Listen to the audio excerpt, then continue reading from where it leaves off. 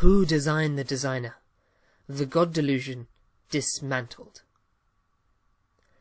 From the stars above us to the evolution of life, from an amoeba to the 21st century human, all of it begs the age-old question. Just how did we get here? Was it simply a giant stroke of cosmic luck, or perhaps the work of a conscious designer? The latest high-profile reply was from Professor Richard Dawkins in his internationally best-selling book, The God Delusion. In it, he claims to come close to proving that God almost certainly does not exist, and you can boil his argument down into 3 simple steps. Step 1. The universe is a tapestry of incredible order, complexity, and harmony. Just the Earth itself is filled with highly ordered, and therefore highly improbable life forms. Step 2. We could say that this is all the product of a designer, such as God, but then we must ask, who designed the designer? So, invoking God simply won't solve anything. Step 3. We probably don't need a designer anyway. Biologists have shown that natural selection created the highly complex life we know on Earth. Now we just wait for physicists to discover some kind of natural law that tells us how the universe came to be so complex in the first place, and voila! Goodbye, God! Dawkins' argument hinges around Step 2. In Step 2, he suggests that everything that is ordered requires a previous designer. But this isn't true. After all, atheists themselves believe that the universe doesn't need a designer, but claim that God does. Whereas theists say that the universe needs a designer, but God doesn't. So where should we stop? Is the universe undesigned, or is God undesigned? To untangle this, we have to ask, when is a designer needed for anything? We require a designer when we find that something highly improbable has occurred, which we cannot simply put down to chance. This happens when something develops from a state of lesser organization to a state of greater organization. This journey, from a lower state of order to a much higher state of order, is always very unlikely to have happened by itself. For instance, if you shook a box of Lego and the pieces tumbled out in the shape of the solar system, you'd be very surprised. It's just too unlikely for so many separate and disordered pieces of Lego to somehow rearrange themselves into the highly ordered shape of the solar system purely by chance. And needless to say, the real solar system is a lot more complex than a Lego one.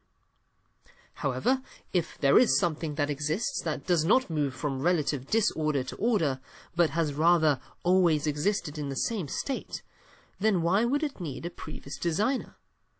Such an entity would simply be. Now that we've understood that his second step is fundamentally not true, we realize that what Dawkins calls the ultimate 747 gambit is in reality the ultimate 747 fallacy. In Step 1, he admits that the universe is highly ordered, and that humanity evolved from a much lower state of order to a much higher state of order. Chance, he agrees, is no explanation. But if we rule out chance, then design should be the only other alternative, and design needs a designer. But Dawkins can't accept this, because his second step wrongly asserts that any designer God must also be designed. So how can we explain evident design without a designer? It is here that Dawkins brings us to his illogical conclusion. Step 3. Natural laws are responsible for the order in the universe. The creator is none other than the creation.